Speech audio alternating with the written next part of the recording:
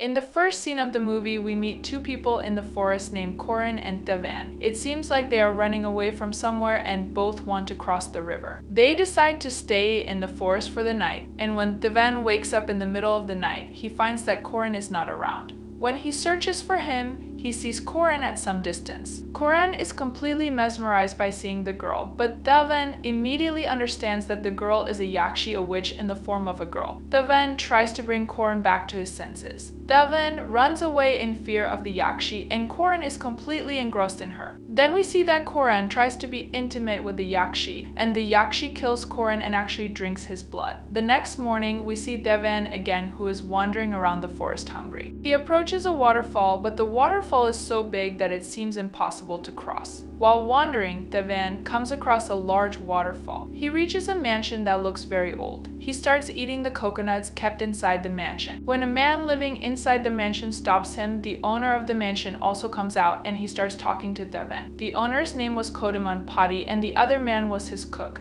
Devan was very hungry, so he came inside in search of food. By profession, Devan was a singer, primarily one who used to sing for kings in ancient times. Padi asks Devan to sing a song, and Devan starts singing. Now, Padi liked Devan's song very much, so he allows Devan to stay there. In fact, he even gives him food. In the film, Padi is shown as a Brahmin, while Devan is a singer depicted as belonging to a lower caste. Devan and the cook consider themselves lower caste, and Padi automatically becomes Devan's master. We can understand these things from the conversations in the film. The cook shows Devan a room and, while turning towards the mansion, warns him. He says that if Devan wants to stay safe, he should not go to many other places in the mansion. Besides that, strange and unusual sounds keep coming from this mansion, so it is better to ignore those sounds. Devan eats his lunch. He sings a song for Padi and thanks God for the food. Hearing this, Padi gets a little angry and asks why Devan is thanking God when he has given him the food. This scene was very strange, but the next scene was even stranger, where we see the cook taking food for a mysterious person. Now, the man goes outside to bathe, and he sees several graves that have just been made, clearly indicating that these graves are filled with human corpses. Devan immediately runs from there, then hears the sound of chains inside the mansion. Following these sounds, Devan reaches the exact place where we saw the cook taking the food. It was the upper room where someone was indeed captured. A chain is visible and the food plate is also placed there. Devan feels that someone is dragging the chain closer to him, so he runs away from there. Now, the next morning when Devan was roaming around the mansion, he saw Padi playing the board game Ludo alone.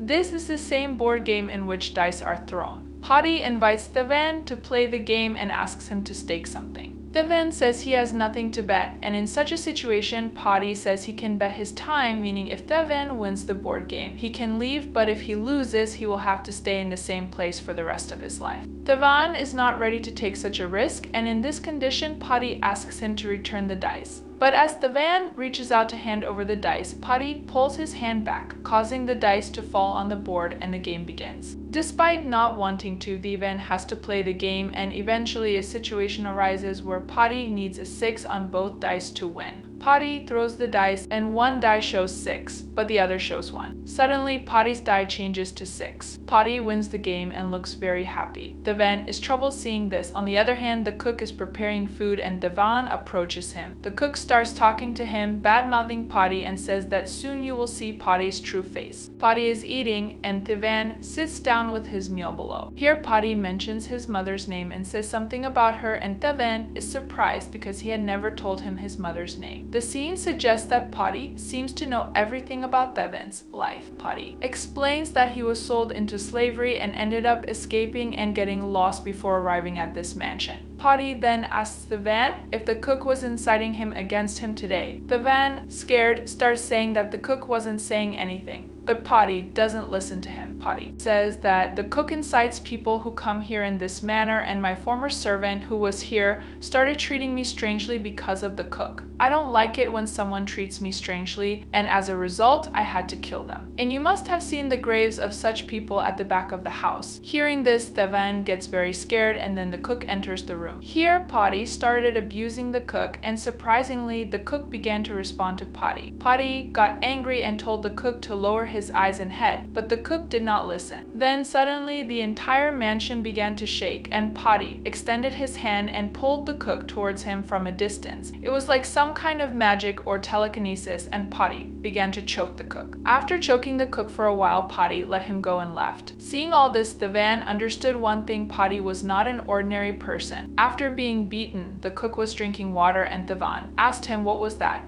Potty. Is he a magician or some sort of sorcerer? The cook then told Devan the entire backstory of Potty. In reality, there was a very powerful Vedacharya scholar of Vedas in Potty's family who worshipped the Devi Varai and made her happy. In return, the deity appeared and gave him a magical box from which any wish would be fulfilled. Inside the magical box was a supernatural being known in English as a goblin. It would fulfill wishes. The person then took control of the goblin and used it for his own purposes. In turn, the goblin, fed up with the person's cruelty, said to him, "Look into my mouth and you will see hell." The goblin then consumed the soul of the head of the Potty family and killed everyone in his entire family. Basically, it takes away everyone's life, and even great philosophers and educated people come to deal with it, but no one has been able to stop it. Eventually, a member of the Potty family arrived who was none other than Kodamon Potty. We are not told whether Kodamon Potty succeeded in controlling it or not. We only know that after that, Kodamon Potty was the only one left in the Potty family, and he remains alone in the mansion. Then that night, Devan saw Yakshi entering the mansion and having intercourse with Potty. The next morning, Devan is very frightened and considers fleeing from the familiar. He asks the cook to run away with him, but the cook completely ignores him. Devan goes to his room and starts packing his belongings when Potty arrives. Devan gets scared and says he wants to leave, and Potty says that no one is stopping him, he can leave, but he will only be able to do so when the rain stops. Now, this was somewhat strange. As soon as Potty says this, it starts raining immediately. Potty even says that once the rain starts here, it never stops.